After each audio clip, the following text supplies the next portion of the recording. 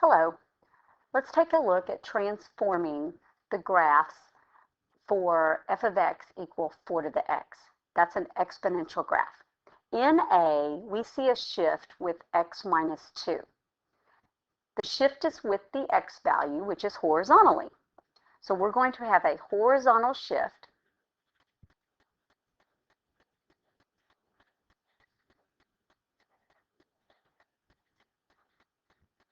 and the minus 2 tells us it's going to be 2 spaces to the right.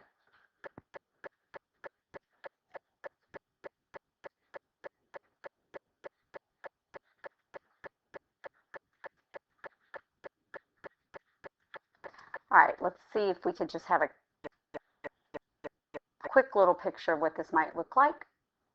If this were 4 to the x, and then I shifted it 2 spaces to the right, could end up something looking like that.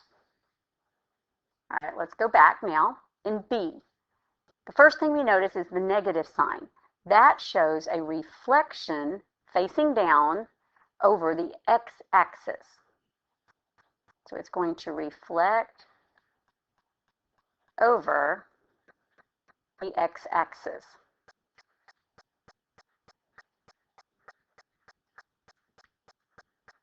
Now the 1/2 tells us the graph's not going to be quite as steep, and so it's going to have a vertical shrink.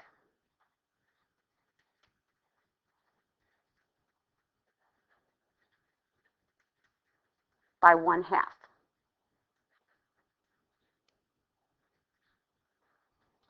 So again, let's see if we can have a quick description of this.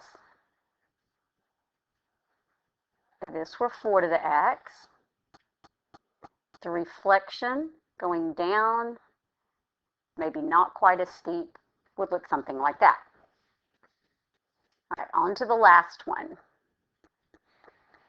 Here we see it's 4 to the negative x.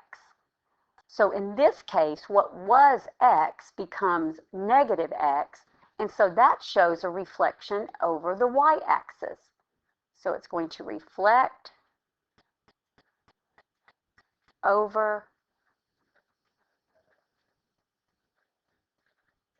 the y-axis. And then the +3 is a vertical shift up 3 spaces.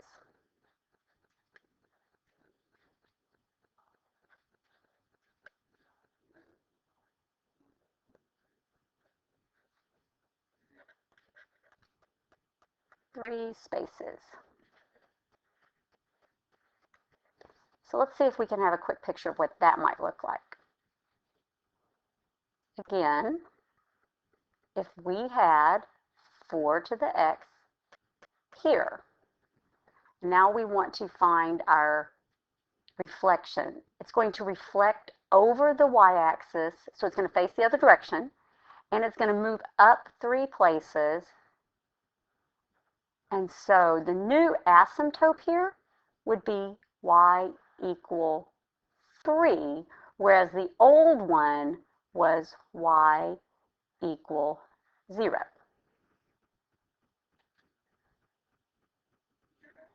All right, so let's move on to the next page. And now we're going to look at evaluating these exponential functions at specific values. You're going to use your calculator, and I'm going to put the answers here.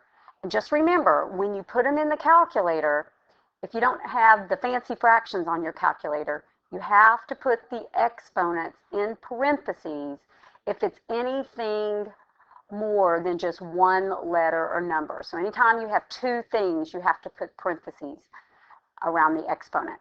So in A, this would be 8 raised to pi.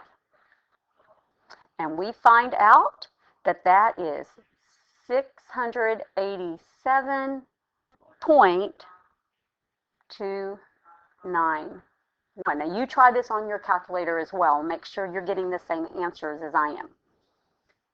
In B, my x is 1/2.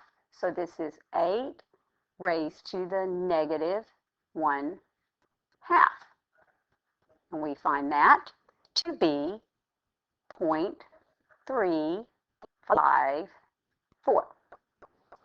Now this one's kind of interesting just to look at.